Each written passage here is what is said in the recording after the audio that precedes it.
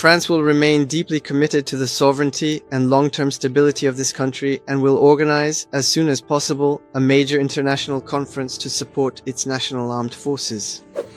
In this highly deteriorated and dangerous context, our absolute priority remains the safety of French nationals and our strategic interests. Long-term collective security and lasting stability cannot be built apart from the principles of justice and the rule of law. France and Europe are ready to play a leading role in this process. To achieve this important objective, it is in this spirit that France has spoken out over the past 48 hours, through the voice of the President of the Republic. Madam Minister, distinguished ladies and gentlemen, the Middle East is once again descending further into a dangerous military escalation. Let's be clear, there has been a deeply concerning and volatile crisis. The Iranian regime carries an overwhelming responsibility for this current situation, due to its culpable obstinacy in acquiring the means for regional destabilization and threat. This is evident through its ongoing nuclear program, its development of ballistic missiles, and its constant support for various terrorist groups. Also, it is seen through its refusal to enter in good faith into negotiations with Europe, then later with the United States, and through the social repression of its own citizens, the bloody repression of the legitimate aspirations of the Iranian people. For decades now, this regime has violated international law. It flouts Security Council resolutions, governing its nuclear program, and prohibiting support for armed groups.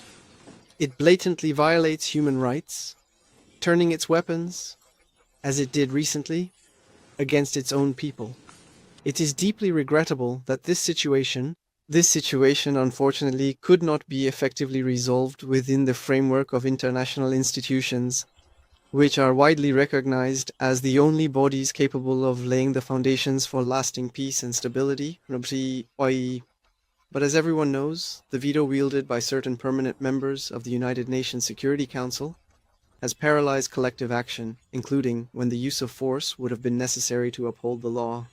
Despite this, the intervention that was decided and decisions taken unilaterally by the State of Israel and the United States of America should have been discussed and debated within the collective international bodies established for this purpose.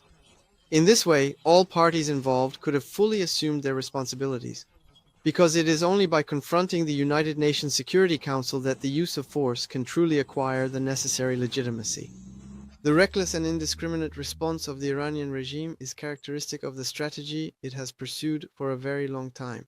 The region has been gripped by a sense of terror and chaos. Just yesterday, a large hangar located at our strategic naval base in the United Emirates was struck during a sophisticated drone attack that specifically targeted the busy port of Avdali, though fortunately, the strike resulted in only limited material damage. Furthermore, late last night, reports emerged of a similar incident at a British military base in Cyprus, where another drone reportedly crashed. To the friendly nations and international partners that were deliberately and maliciously targeted by these acts, facing the missiles and drones launched by the Revolutionary Guards, these sovereign nations have been drawn into a conflict they did not choose. For the nations of Saudi Arabia, the United Arab Emirates, Qatar, Iraq, Bahrain, Kuwait, Oman, and Jordan, France expresses its unwavering support and its complete heartfelt solidarity. It stands ready to act in accordance with the formal agreements binding it to its regional partners and the fundamental principles of collective self-defense. As provided for by the principles of international law, they have the right to participate in their own defense. In Lebanon, Hezbollah has made a very grave mistake, for which the local population paid a heavy price this morning, with dozens of tragic deaths and tens of thousands of people displaced, by joining a conflict into which both the national authorities and the Lebanese people refused to be drawn. It must immediately put an end to these operations. Lebanon must be preserved at all costs. We must prevent a regional conflagration. France will remain deeply committed to the sovereignty and long-term stability of this country and will organize, as soon as possible, a major international conference to support its national armed forces. In this highly deteriorated and dangerous context, our absolute priority remains the safety of French nationals and our strategic interests. I have just chaired a comprehensive meeting of all state services, which are now fully mobilized for this specific purpose.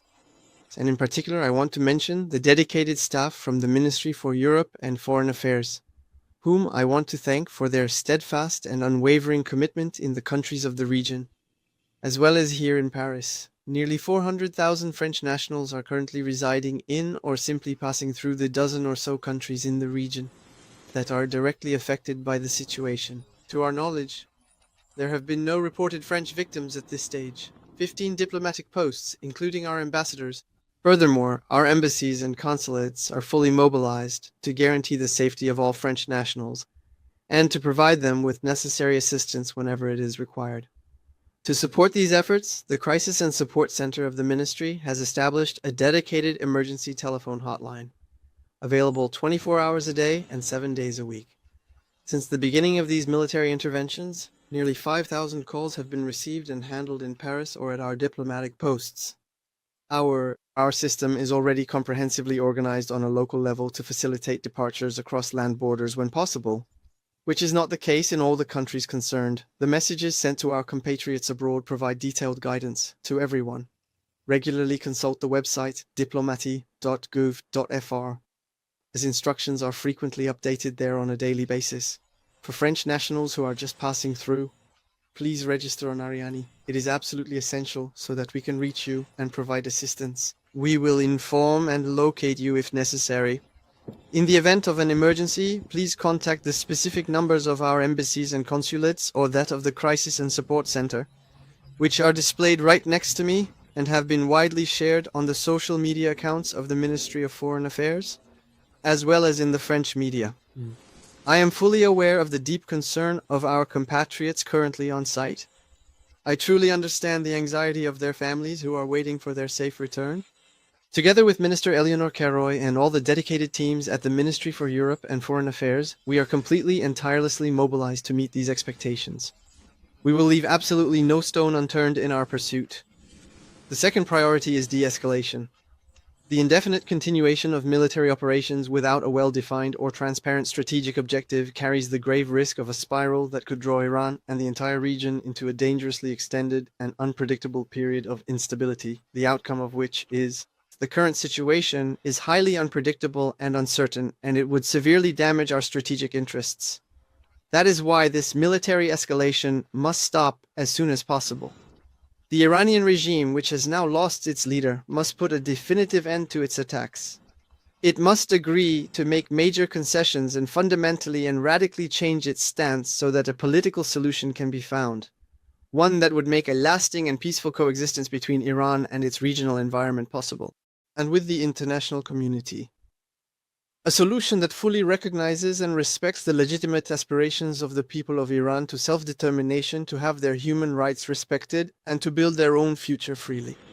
History teaches us this lesson clearly, especially in this complex region. Long-term collective security and lasting stability cannot be built apart from the principles of justice and the rule of law. France and Europe are ready to play a leading role in this process.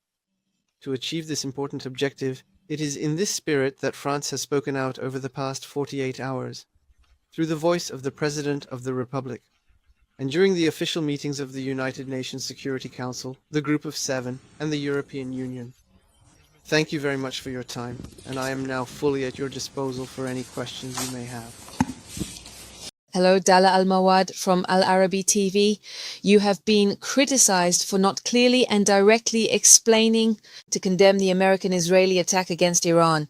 And yesterday, together with the United Kingdom and Germany, you stated that you were ready to take defensive measures to destroy Iran's military capabilities, but also to work with the United States. So does this mean that France today considers this war to be justified, since you have not condemned it? And are you ready to join in when you say you will take defensive measures to protect your weapons, your interests and those of your allies, and how you will do it? Thank you. I would like to direct your attention to the statements I have just mentioned. As the President of the Republic has solemnly reminded us all, we were not informed of and were in no way involved in the execution of the military operations launched by the United States and Israel. And as I have just said, it is exclusively through the formal processes of the Security Council that such operations could have acquired the full legitimacy of international law.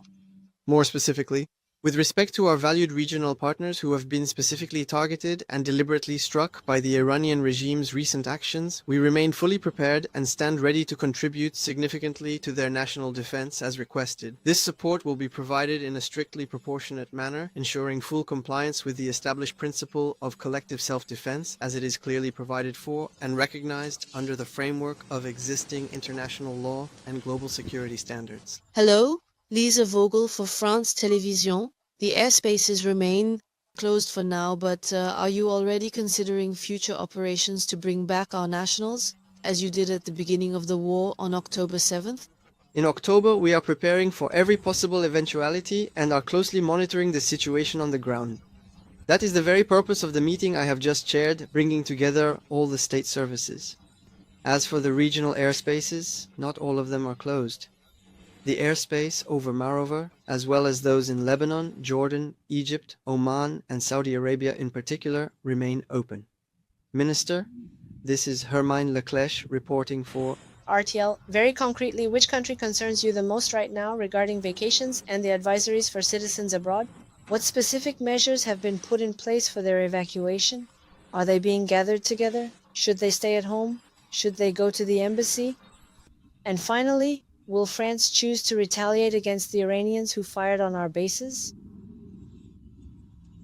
Thank you very much for all of these many important questions. What I can tell you today is that we are working very actively indeed to facilitate the safe return to France of our compatriots, especially those who are currently just passing through on a temporary basis as soon as the situation allows. There are two countries in particular where the French communities are especially large, and therefore there are also many French people just visiting at this time. The first of these specific nations is Israel, where we have, during the course of last year, specifically during the 12-day war, we set up an exceptional system that is already in place to facilitate departures from the territory, at least those that are currently possible today.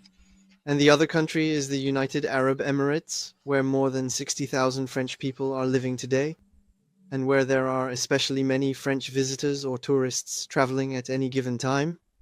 And a very significant part of our ongoing diplomatic efforts is focused on this specific region. We are focusing on how we will be able to facilitate and actively coordinate, when the right time comes and specific security conditions allow, their safe return to France. You also asked me about the French military base located in the United Arab Emirates, where one of the aircraft hangars was hit. The President of the Republic stated it explicitly last night. We are currently in the process of significantly raising our defense posture. And regarding our international partners, I have just responded a moment ago by proposing a comprehensive new framework for our future cooperation. We have received formal requests and inquiries addressed to us in a spirit of proportionality, in accordance with international law, and we stand ready and committed to help facilitate their reduction.